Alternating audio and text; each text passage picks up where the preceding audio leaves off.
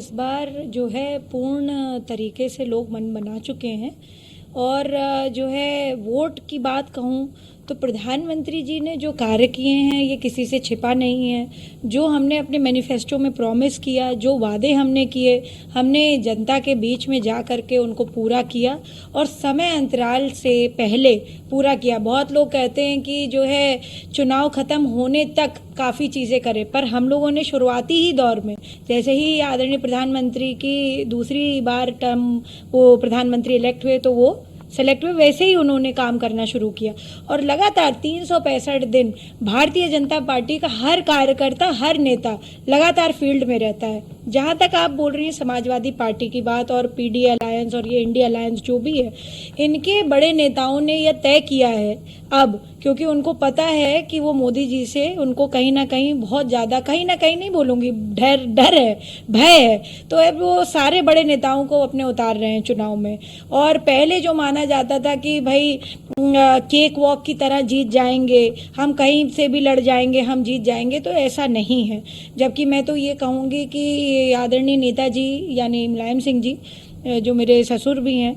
उनकी वजह से जो है बहुत सारी सीट्स सेफ मानी गई, क्योंकि उन्होंने अपने दम पे और अपने पीपल्स कनेक्ट की वजह से वो उस पे मेहनत करके उन सीट्स को बड़ा सेफगार्ड बनाया। पर उन सीटों पर भी भारतीय जनता पार्टी ने अपने वर्चस्व स्थापित किया है, कमल का फूल उन सीटों पर भी खिला है। तो मैं ये कहूँगी कि ये सारे जितने अलायंस वाले लोग हैं, इंडिया अलायंस वाले लोग, ये लोग अब यह तय कर चुके हैं कि मोदी जी को हमें अगर जो है हराना है या हमें जो है इस तरह से करना है कि जो है कहीं उनके मुकाबला हम कर सके, तो हमारी सीनियर लीडरशिप को उतरना पड़ेगा। उस तहत जो है इन्होंने भी अपना नामांकन भरा है। और दूसरी बात है, कभी चेंज करना, कभी पार्टी टिकट बदल रही है, कभी फिर दे रही है, कभी कुछ कर रही है, तो ये सब बहुत सारी चीज़ें हैं जिस पे मुझे लगता है कि जाने की आवश्यकता नहीं है। और जनता बहुत स्मार्ट है, बहुत सजग है और वोटर हमारा बहुत समझदार है। उसको पता है कि प्रधानमंत्री जी ने बहुत काम किया है, उज्ज्वला से लेकर के, इज्जत घर से लेकर के, लखपति दीदी योजना से लेकर के और 370 हटाने से लेकर के 500 साल का जो लॉन्ग वेट था, राम मंदिर को स्थापित करके हमारे प्रभु को स्थापित कर दिया, हमारे यहाँ कल्चरल और रिलीजियस टूरिज्म को बढ़ावा दे दिया, कितने सारे मंदिरों में, और पूरे सिर्फ उत्तर प्रदेश की बात नहीं करूँ, पूरे देश भर के मंदिरों में आप ये देखिए कितना बड़ा काम किया है। तो जो है प्रधानमंत्री जी की कथनी करनी में कोई जो है वो नहीं है, अलग बात नहीं है। और प्रधानमंत्री जी निश्चित रूप से तीसरी बार प्रधानमंत्री बनेंगे, कोई भी मैदान में उतर आए। जो है मुझे पता है भारतीय जनता पार्टी अपनी पूर्ण बहुमत की सरकार बनाएगी और बनाने जा रही है। जी, तो अगली एक बार फिर दोहराएंगे। देखिए नेताजी का अगर हम देखें, आदरणीय नेताजी का, तो उनकी भी इसी तरीके की पॉलिटिक्स रहती थी कि वो कभी जो है पहले जाते थे असेंबली के चुनाव में, उनको लगता था पार्टी का जो वर्चस्व है सपा का कम हो रहा है, और उस समय क्योंकि कांग्रेस बहुत ज़्यादा वर्चस्व में थी, बीच में जो है बीजेपी भी काफ़ी वर्चस्व में थी, तो उनको जब लगा कि पार्टी को उनकी ज़रूरत है, तब वो चुनावी मैदान में कूदे। उसी मुझे लगता है कि फादर्स फुटस्टेप्स में son is also following the same, तो भैया ने भी यही चीज़ करी है। पर मुझे पता है आदरणीय प्रधानमंत्री, हमारा विश्वास है, आदरणीय नरेंद्र मोदी जी हमारे और सभी मेरे जैसे भारतीयों के सबके विश्वास है, हमारे आशा के किरण है। और प्रधानमंत्री जी के खिलाफ कोई भी गठबंधन का व्यक्ति आ जाए, निश्चित रूप से प्रधानमंत्री को प्रधानमंत्री बनने से कोई नहीं रोक सकता।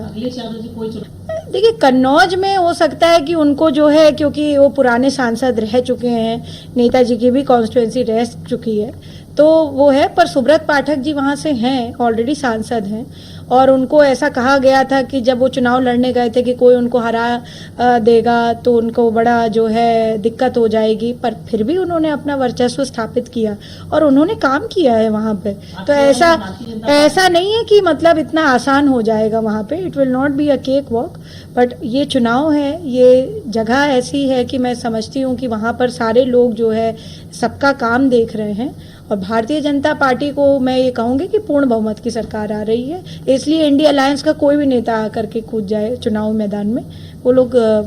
कोई परास्त नहीं कर पाएगा प्रधानमंत्री को। जी। नीति और राजनीति के रंग आप देखिए, जिस तरह से